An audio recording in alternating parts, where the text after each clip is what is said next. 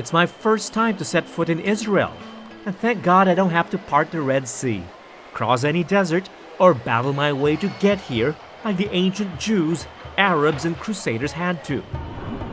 A plane ride is all it takes these days, and for Filipinos, visa-free entry. Shalom. Oh, shalom, welcome. Hello. How are you? I'm good. My name is David. Very Israeli name, right? David. Yes, David. And you are? I am Ricky, your guide. Okay. So welcome to Israel. Okay, let's go. Let's go.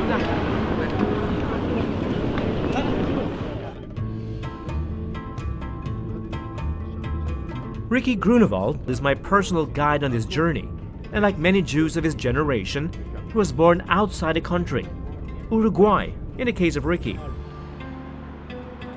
His parents and their ancestors before them were Jews of the diaspora, the so-called Ashkenazi, who settled in Europe in previous centuries.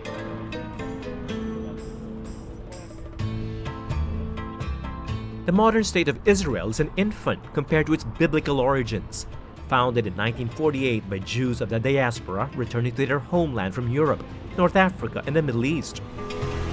The new nation that emerged after a brief period of British rule was carved out of territory from what was Palestine, land purchased in peacetime or fought for in war.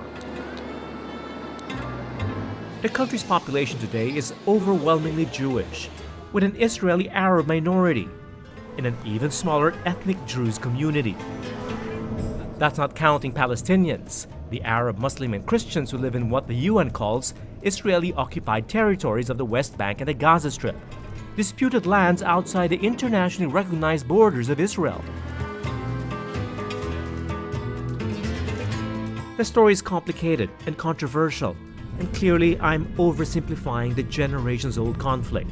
So I'll keep my political views to myself for now, because for the purpose of this trip at least, I'd like you to see the country instead from the perspective of a wide-eyed first-time tourist. Israel is pretty tiny despite its gigantic footprint in history and politics.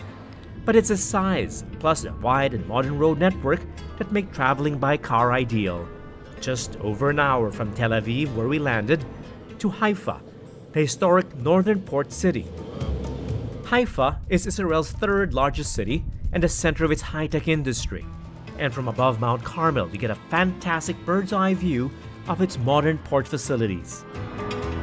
Apart from its commercial value, Haifa's harbor holds symbolic significance as well to the modern Israeli identity. Haifa used to be one of the main gates for the immigrants during the British Mandate, and after that, in 1948, with the creation of the State of Israel, many of the new immigrants came to Israel, to the land of Israel from here. Part of my family even, my wife's family arrived to the port of Haifa in 1945. I have friends of my parents came from South America to the Haifa port when they made Aliyah, and they arrived here. What is Aliyah? Because it appears in a lot of the literature that has to do with the Jews coming back to the Promised Land. Exactly, you describe it. Aliyah is coming back home. Aliyah means to rise yourself from the down part. We Jews believe that when you arrive to your own country, to your homeland, you arise. So Aliyah is a verb mean to arise. So spiritually, we are now better or higher than we used to be outside the country. Jews arriving through Haifa found a city with deep spiritual meaning to them as well, something they shared with the Muslim and Christian Arabs who lived there.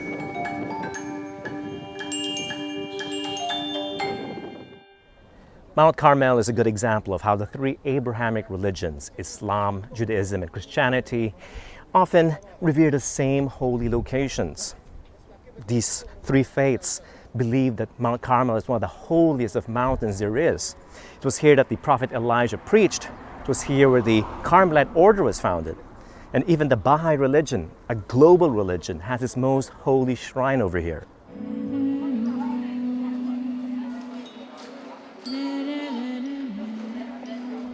It's a similar pattern of overlapping religious claims you see in many parts of Israel.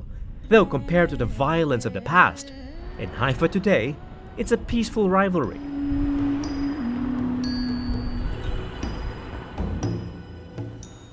Christians are a minority in Israel, only about 2% of the population. And of that population, the Orthodox Christians far outnumber the Roman Catholics.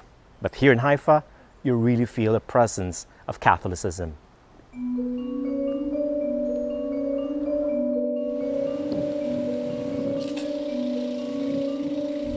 The Catholic Carmelite monastic order that accompanied the Crusaders in the 12th century has managed to survive in Haifa despite periodic persecution over the centuries. The ascetic Carmelites, who named themselves after the Holy Mountain, built their monastery and church on the premises of what they believe was a prophet Elijah's cave. Rebuilt in the 18th century, the Carmelite Center continues to welcome pilgrims to its monastery and church, or curious tourists helping themselves to one of the best vantage points above the Haifa harbor. In the Holy Land, it's hard to tell the tourists from the pilgrims, since most holy sites are also tourist attractions. In Haifa, none more so than a massive Baha'i shrine and gardens that dominate the slopes of Mount Carmel. Founded in Persia but spread out across the world, the Baha'i adhere to a universal gospel of charity and love that incorporates the basic tenets of various faiths. The sect's founder, Baha'u'llah, considered himself a prophet and paid dearly for that claim.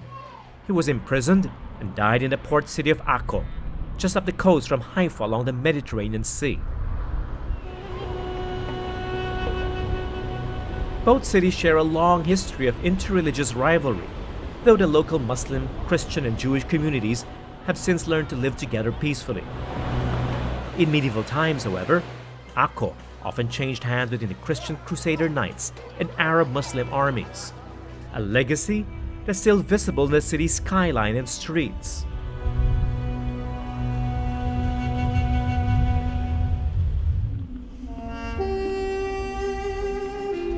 The citadel of Akko reached its zenith in the 11th century, when during the campaign for Jerusalem, the Crusaders from Europe made the seaport its capital city.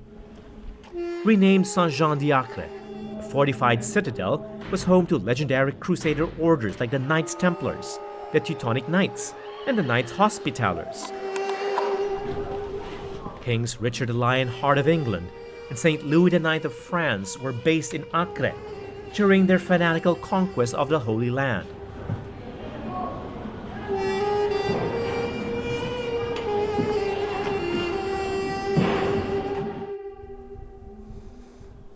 The Crusader Knights were supposed to be holy men, but history proves they could also be cruel. But no matter your opinion of the Crusades or the overzealous behavior of the Crusaders, one thing we can all agree on is they built a beautiful and truly magnificent capital here in Akko.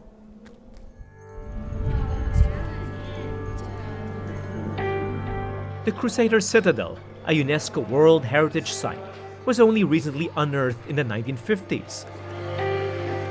Excavations revealed a large subterranean city, with most parts preserved, no doubt miraculously. Found intact underneath the Ottoman city were entire halls, tunnels, and crypts built by a succession of Crusader armies. Who knows? We might find a Holy Grail here.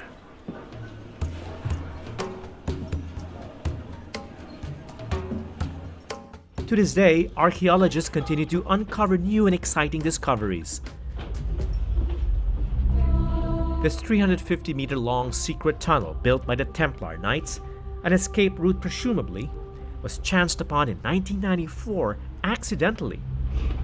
The archaeological site is now a public museum detailing the life and times of the Crusades in Acre, until they were finally driven out by the Muslim Mamluk army at the end of the 13th century.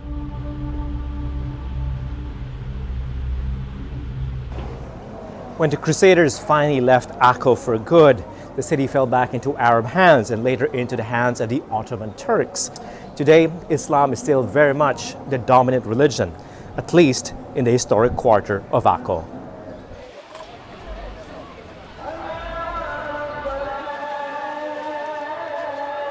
It's an authentic slice and a genuine taste of that traditional Arabic lust for life, combined with the vestiges of old Ottoman times and Turkish habits in this city. Scenes most travelers are surprised to find in what they imagine to be a singularly Jewish country. Hi, how are you? Good to see you, man. It's an extremely rare scene indeed, so find time to take it all in and discover some ancient Arab pleasures that await you in Akko's market stalls and along its seawalls.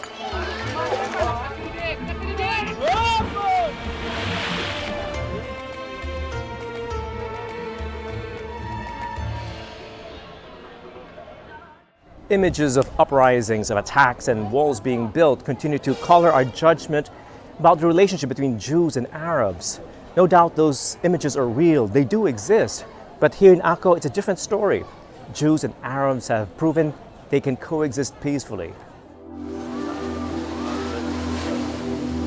It's not always so rosy, of course, and like any multi-ethnic society in the Middle East, divisions exist. But Akko and Haifa give us a glimpse of Israel not usually covered on TV news and broadsheets.